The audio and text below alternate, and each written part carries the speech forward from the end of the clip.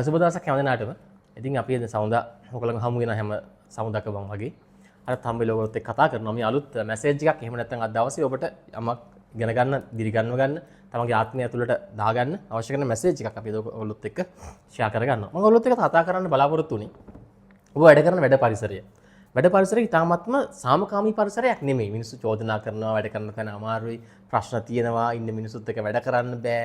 ඒගොල්ලොන්ගේ තියෙන දේවල් එක්ක තමන් හැම විටම කතා කරන්නේ මට මෙතන වැඩ කරන්න පසුබිමක් නැහැ කියලා. චෝදනා කිරීම බහුලව තියෙනවා. හැම විටකම විවේචනය කිරීම සහ චෝදනා කිරීම විශාල වශයෙන් තියෙනවා. මේ වැඩ පරිසරයක් ඇතුළේ ඉන්න මිනිස්සුත් එක්ක වැඩ කරද්දී ඔබ මට හමු වෙන මිනිස්සු නිතරම කියනවා වැඩ කරන තැන මිනිස්සු වැඩ කරන්න දෙන්නේ නැහැ. මගේ රස්සාව එපා කරන මිනිහෙක් හැමදාම තැනක ඉන්නවා කියලා කතා කරන කට්ටිය ඕන තරම් අපිට හම්බ වෙනවා. මම ඔබට කියන්න උත්සාහ කරන්නේ මේ විවේචනය කියලා කියන්නේ තව කෙනෙක් විවේචනය කරනවා කියලා කියන්නේ ඔබගේ නමට ලියලා ඇඩ්‍රස් කරලා තැපැල් කරන ලියුමක් වගේ තමයි. ඒක ආයිත් ඔයාව හොයාගෙන එනවා. අපි කාට හරි කෙනෙක් විවේචනය කරනවා නම් කෙනෙකුට ප්‍රශ්න අරගෙන යනවා නම් විවේචනය කරනවා නම් ඒක නැවතත් හරියටම අපේ නමට තැපැල් කරපු ලියුමක් වගේ ඒක නැවත මං වෙතම එනවා. මේක තමයි තියෙන සත්‍යම తත්වය. ඔබට කියන්නේ ඔබ වටා තියෙන පරිසරය, වැඩ පරිසරය තුල සිදුවන සිදුවීම් වලට ඔබ දක්වන ප්‍රතිචාරය මත තමයි ඔබගේ තියෙන අභ්‍යන්තර ශාන්තිය නැති වෙන්නේ. වැඩ කරන වැඩ පරිසරය අමාරු වෙන්නේ.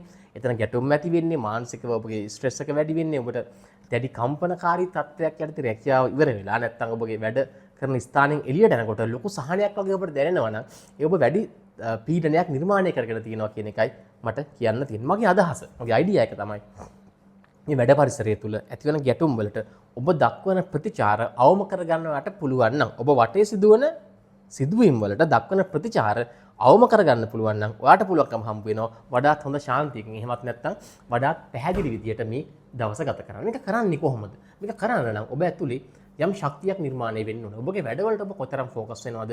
මේ අවට ඉන්න අය ඔබට බාධා කරනවා කියන සිතුවිල්ල එහෙම නැත්නම් ඔවුන් ඔබගේ ගමනට මඟ හරස් කරනවා, ඔබ කකුලෙන් ඇද්දමනවා කියන සිතුවිල්ල ඉවත් කරගෙන සියල්ලන්ටම සිනහවෙන් කටයුතු කරමින් ඔබගේ දවස ආරම්භ කළා දවස අවසන් කරන්න පුළුවන් නම් අර ජයග්‍රාහී දවසක් අවසන් කරගන්න පුළුවන්කම තියෙනවා. මෙතන තියෙන දේ තමයි මිනිස්සු එතනින් එහාට ගිහිල්ලා ගෙදර ගිහිල්ලත් කල්පනා කරනවා මේ තත්ත්වය. ඒ කියන්නේ රැකියාවේ ඇති වූ පීඩනය ගෙදරත් අරන් යනවා. ගෙදර අයටත් මේ පීඩනය ඔබ ලබා දෙනවා. ඒගොල්ලොත් එක්ක මේක බෙදා ගන්න උත්සාහ කරනවා. ඇත්තටම එතකොට වෙන්නේ ගෙදර මිනිස්සු ඒගොල්ලෝ කවදාවත් දැකපු නැති මිනිස්සුත් එක්ක තරහ වෙලා තමයි ඉන්නේ. අර රැකියා ස්ථානයේ ඔබත් එක්ක වැඩ කරන අයගේ අයත් එක්ක අමනාපකම් ඔබ නිර්මාණය කරනවා. කවදාවත් ඔවුන්ව දැකලවත් නැති ඔබගේ ගෙදර අයගේ මනස තුලත් මේ ගැටලු නිර්මාණය කරනවා. හිතන්න එක මොහොතකදී ඔබගේ ආයතනයේ පිරිසක් ඔබේ ගෙදරට ආපු වෙලාවකදී ඒ ගෙදර අය ඔයගොල්ලෝ දකින්නේ ඔබට හානි කරන සතුරන් පිරිසක් වශයෙන් තමයි දකින්න උත්සාහ කරන්නේ. මම මේකයි මේ ඔබට මතක් කරන්න හදන්නේ. ඔබගේ වැඩ පරිසරය ඇතුලේ ගැටුම්කාරී තත්ත්වයන් තියෙන්න පුළුවන්. ඔබට කම්පනයක් ඇති කරන, පීඩනයක් ඇති කරන, ඔබගේ කාර්යයන් වලට බාධා එල්ල කරන පිරිසක් ඉන්න ඉඩකඩ තියෙනවා.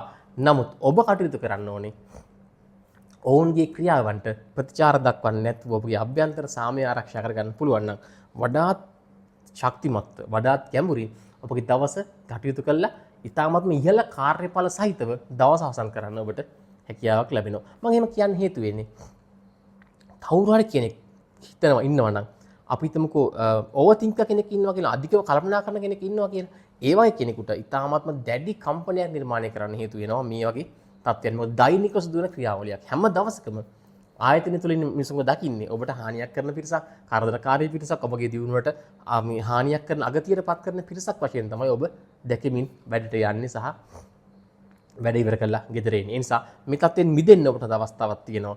ඔබ ફોකස් වෙන්න ඔවුන්ගේ ක්‍රියාවන් වලට ප්‍රතිචාර දැක්වීම අවම කරන්න. ඔබට සතුටින් ඉන්න පුළුවන්කම තියෙනවා. සතුට සහ නැත්නම් ප්‍රීතිය කියන එක ඔබ අවට පරිසරය තුළ පතුරවන්න සහ ඔබගේ අවට එක විකාශනය කර ගැනීම හැකියාව ඔබට තියෙනවා. ඒක තමයි මම ඔබට මේ සතියේදී මේ සමුදා ලබා දෙන මැසේජ් එක. සතුටින් ඉන්න, මිනිසු කරන ක්‍රියාවන් වලට ප්‍රතිචාර දැක්වීම අවම කරලා සතුටින් ඔබගේ දවස ගත කරන්න මේ සතිය තුළ සතුටින් ඉන්න පුද්ගලයා බවට ඔබපත් වෙන්න කියලා මතක් කරනවා. අපිව subscribe කරන්න, අපිත් එක්ක එකතු වෙන්න, අපි ඉදිරියට පවත්වන වැඩසටහන් වලට අපිත් එක්ක සම්බන්ධ වෙලා අපිට අපේ ටීම් එකත් එක්ක කතා කරලා ඔබට පුළුවන් අපේ WhatsApp නම්බර එක තියෙනවා කතා කරලා මේ තොරතුරු ෂෙයා කරගන්න ඔබට හැකියාව තියෙනවා. බොහොම ස්තුතියි අද දවසේ ඔබට.